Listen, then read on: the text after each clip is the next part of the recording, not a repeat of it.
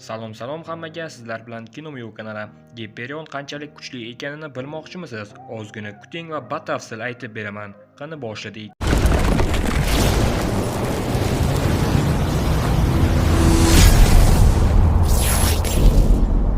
Biz Sentry'ni Supermanning Marvel'dagi ko'rinishi degandik, ammo unday emas. Aslida Marvelning Supermani bu Giperion. Qisqagina vaqt ichida hammasini bilib olasiz.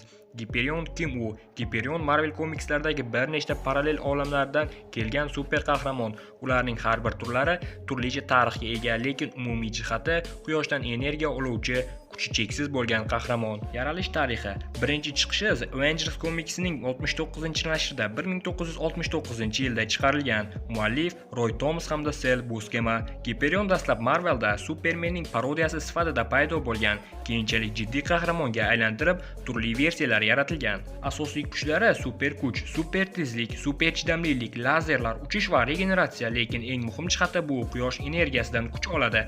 Qanchalik ko'p quyoshda bo'lsa, shunchalik kuchli bo'laveradi. Zaifliklari esa faqatgina qarama-qarshi energiya, unga hattoki o'lim darajasida ham zarar yetkaza oladi.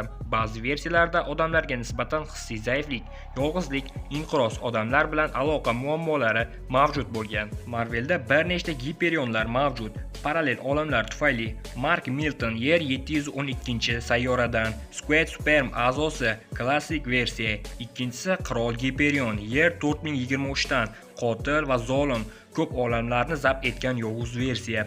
Uchinchisi esa Marcus Milton Yer 13034-olamdan. Eng mashhur va asosiy hisoblangan varianti u bolaligida yerga tushadi, odamlar tomonidan tarbiyalanadi, xuddi Superman singari, keyinchalik esa qasoskorlar tarkibiga qo'shiladi. Endi esa komikslardagi eng mashhur janglarga to'xtaladigan bo'lsak, Giperion va Thor. Komikslarda Giperion va Thor bir necha marotaba to'qnash kelishgan. Bir mashhur jangda Thor uni haqiqiy raqib sifatida qabul qiladi va Mjolnir bilan bor kuchini ishlatadi. Giperion esa Thorning chaqmoqli zarbalarini to'xtata olgan, hatto o'zining super kuchi bilan uni orqaga ham sura olgan. Bu jang aniq g'olibsiz tugagan. Ikkalasi ham kuch jihatdan deyarli teng ko'ringan.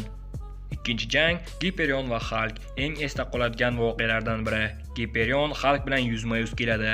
Hulk g'azabda bo'lib, uni yanchishga uringan. Giperion esa uni qo'ldan ushlab balandlikka ko'tarib ketadi va eng kuchli zarbalar bilan uradi. Shunga qaramay Hulkning g'azabi kuchayib boraveradi va u ham Giperionni larzaga soladigan zarbalarni qaytaradi. Ularning jangi davomida butun atrof vayron bo'ladi, yer titragandek bo'ladi. Oxirida esa jang to'xtaydi. Giperion Hulkni ham, Hulk ham Giperionni yenga olmaydi. Bu voqea Giperionning kuchini namoyon qilib qo'ygan. Hulkni durangda ushlab turishning o'zi Marvel qahramonlari orasidan juda ham kamdan-kam kishiga nasib qilgan. Qasoskorlar tarkibida bo'lib, kosmik tahdidlarga ham qarshi kurashgan. Qirol Giperion esa hattoki boshqa olamlarning Thor, Hulk va boshqa qahramonlarni o'ldirgan versiya sifatida juda ham mashhur. Giperion Marvelda Supermanning o'xshashi, lekin ko'proq murakkab va fojiali obraz sifatida ko'rsatiladi. U ba'zan qahramon, ba'zan yovuz, ba'zan esa odamlar uni tushunmaydigan yolg'iz qahramon sifatida chiqadi. Xullas, Giperion Marvel olamidagi eng kuchlilardan biri, lekin Superman qadar mashhur emas. Shunga qaramay battle videolar uchun juda ham mos personaj. Xo'sh, Giperion haqida bilib oldingizmi? Unda battle qilsak ham bo'laveradi. Giperion va Superman battle videoning layklari 500 taga yetsa, kommenti esa 300 ta bo'lsa chiqadi.